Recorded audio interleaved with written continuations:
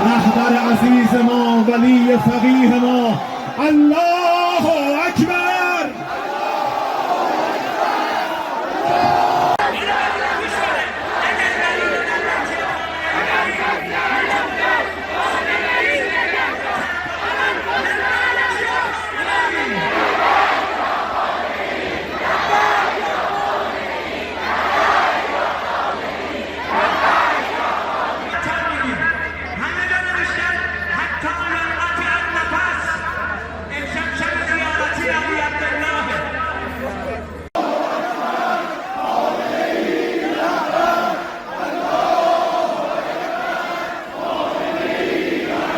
دست خدا بر سر ماست، خامنه ای رهبر ما. الله اکبر.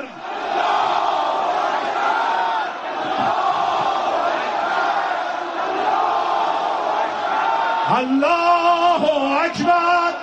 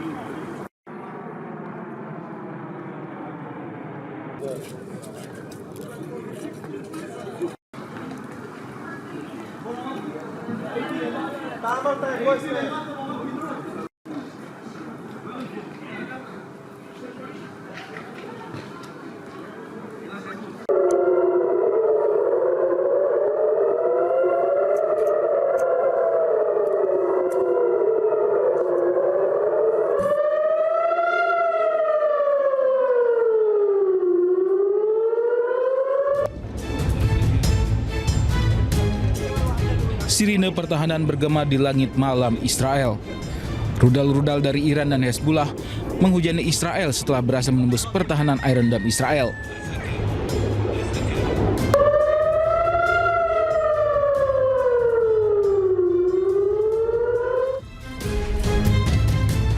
Warga Israel pun mengungsi ke bunker-bunker bawah tanah yang telah disiapkan. Saat ini Israel telah bersiap menghadapi serangan balasan dari Iran dan Hezbollah. Sejumlah rumah sakit pun mulai mengevakuasi pasiennya ke bawah tanah.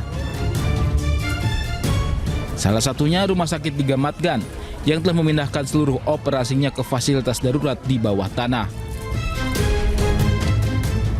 Rumah sakit ini akan menjadi lokasi perawatan medis darurat selama perang.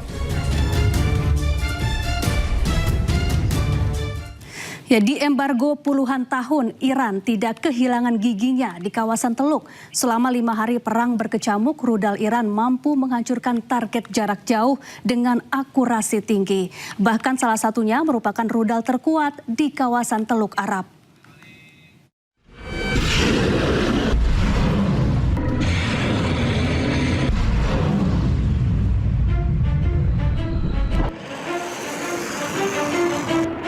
Masuk hari kelima perang antara Iran dengan Amerika dan Israel, saling serang rudal terus terjadi. Diembargo puluhan tahun tidak membuat Iran kehilangan taringnya. Terbukti rudal-rudal Iran berhasil meluluh lantakkan Israel dan aset militer Amerika di kawasan Teluk. Komando Pusat Amerika CENTCOM pada 2025 menyebut Iran punya 3.000 lebih rudal balistik dengan 13 jenis rudal. Dilansir dari Iran Watch, Iran sudah membangun kemampuan rudal strategis dengan kemampuan jarak tembak pendek, sistem rudal balistik jarak menengah yang mampu mencapai Israel, bahkan Eropa Selatan, rudal jelajah, hingga rudal dengan sistem peluncur satelit. 4 model rudal balistik jarak pendek Iran punya jangkauan 300 hingga 1.000 km. 5 rudal balistik jarak menengah punya jangkauan 1.000 hingga 3.000 km, bisa menyerang negara jauh seperti Israel dan pangkalan militer Amerika di kawasan Teluk. 2 rudal jelajah Iran punya jangkauan hingga lebih dari 2.000 km. Rudal ini bisa diluncurkan diam-diam dari darat. Rudal dengan sistem peluncur satelit digunakan misi luar angkasa yang menggunakan sistem peluncur dengan teknologi mirip rudal balistik jarak jauh bisa dialihfungsikan untuk keperluan militer. Komando Pusat Amerika Serikat CENTCOM menyebut rudal Khorramshahr menjadi rudal yang paling kuat di Timur Tengah karena mampu melampaui perbatasan dan menyerang target jarak jauh di negara Teluk Arab. Ya, untuk membahas konflik di Amerika Serikat Israel dengan Iran yang kian memanas dan dampaknya terhadap keamanan serta ekonomi global, kita bergabung bersama pengamat Timur Tengah, ada Ibu Dina Sulaiman. Selamat siang Ibu Dina, apa kabar? Ya, selamat siang Mbak Syafa. Baik, terima kasih. Baik, Bu Dina, ini pemimpin tertinggi Iran telah gugur. Amerika Serikat dan Israel menyebut serangannya akan terus berlangsung sampai beberapa pekan ke depan. Sementara itu Iran menggempur pangkalan militer Amerika Serikat di sejumlah negara Teluk. Bagaimana kemudian Anda melihat potensi konflik ini selanjutnya? Ya, kalau kita lihat sebenarnya dari sisi persenjataan sudah banyak pengamat militer ya yang menyatakan bahwa justru Amerika dan Israel lah yang betul-betul kerepotan sekarang karena cadangan senjatanya itu terutama ini ya rudal-rudal yang digunakan untuk menangkis rudal dan drone dari Iran itu semakin menipis. Dan bahkan ada pengamat militer yang menyebut sampai 5 hari sebenarnya cadangannya karena kalau kita lihat kan yang datang ke Iran itu adalah pihak Amerika ya. Jadi Amerika tidak di negaranya sendiri.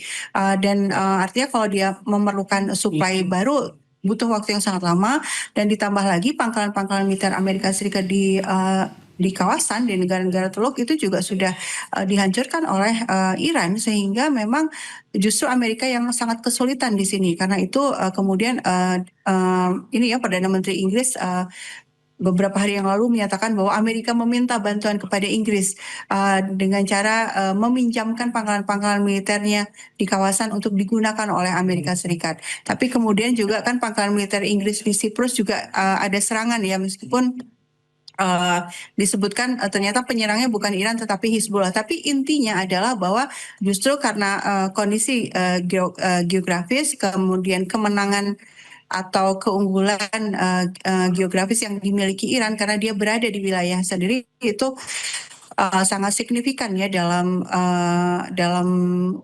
perimbangan kekuasaan di antara Iran dan Amerika Serikat dan Israel gitu. Baik, jadi artinya setelah pangkalan militer Amerika Serikat di negara-negara Timur Tengah diserang Iran, kemudian Amerika tidak mendapat dukungan dari negara-negara Eropa, maka ke depan Amerika Serikat akan kesulitan begitu untuk melancarkan serangan berikutnya, Bu Dina. Iya, saya pikir seperti itu sehingga ketika ada pernyataan dari pemerintah Trump bahwa ini perang akan bisa sampai 5 minggu atau 8 minggu, itu sepertinya tidak berbasis pada realitas dan lebih kepada propaganda ya, karena di dalam negeri sendiri itu dari Pentagon sendiri kelihatan sudah berubah nadanya gitu ya, sudah menyatakan bahwa ini perubahan rezim tidak mungkin terjadi. Nah, kenapa ini penting? Karena memang yang disebut kemenangan dalam perang itu biasanya dilihat dari tercapai atau tidak tujuan yang di awal perang ya. Nah, Trump di deklarasinya di hari Sabtu itu kan menyatakan bahwa ya dia mengatakan orang-orang Iran segera turun ke jalan gitu ya dan ambil alih pemerintahan. Itu kan berarti menginginkan perubahan rezim ya. Sementara kalau untuk urusan nuklir itu kan sebenarnya sedang negosiasi. Jadi nuklir bukan penyebab dari serangan ini sebenarnya karena pihak Iran sendiri mau untuk bernegosiasi soal nuklir dan masih berlangsung padahal perundingan itu di Jenewa. Sehingga ketika sudah jelas yang diinginkan oleh Amerika Serikat dan Israel adalah perubahan rezim dan ternyata tidak terjadi meskipun sejak di hari pertama, sejak serangan pertama mereka kan membunuh pemimpin tertinggi Iran ya Ayatollah Khamenei. Mereka berharap dengan dibunuhnya pemimpin tertinggi, situasi chaos, kemudian terjadi penggulingan rezim. Ternyata itu tidak terjadi. Sehingga dalam situasi seperti ini, kalau Trump berkeras memperpanjang perang, tidak juga mau menghentikan serangan, ya situasi akan sangat berat. Dari sisi cost itu besar sekali. Dalam 4 hari saja, 4 hari pertama itu sudah ada laporan bahwa lebih dari 2 miliar US dollar yang habis dari pihak Amerika ya. Jadi costnya itu besar sekali karena memang persenjataan misil atau rudalnya Amerika itu biayanya sangat besar. Harganya sangat mahal dibanding dengan rudal dan drone buatan Iran yang dibuat secara mandiri itu jauh lebih murah. Sehingga kalau buat Iran nafasnya bisa panjang, tapi kalau buat Amerika Serikat karena sisi cost ini memang diragukan. Apalagi ekonomi Amerika juga sedang mengalami penurunan. Belum lagi kita bicara soal tekanan ekonomi akibat ditutupnya Selat Hormuz.